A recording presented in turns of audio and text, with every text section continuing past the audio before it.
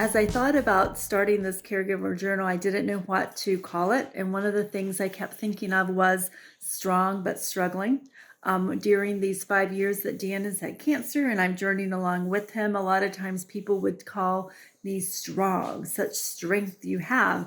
And I have always resisted that because I never felt strong. I felt like I was surviving. I felt like I was doing sometimes the minimum of what needed to be done, sometimes over and above what needed to be done, but I never knew if I was strong or not.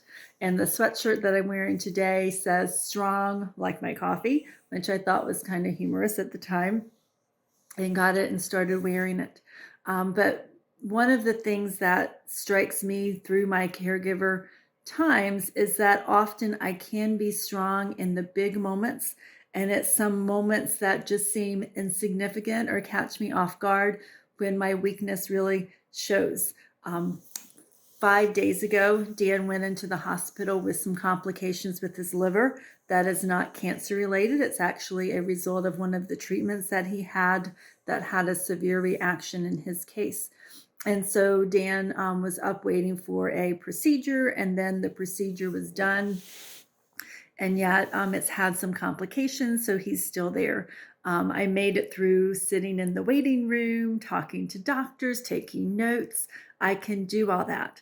Sometimes I get teary-eyed, but I'm strong. I ask the right questions. I stay there. I fight things through, and I really do what needed to be done.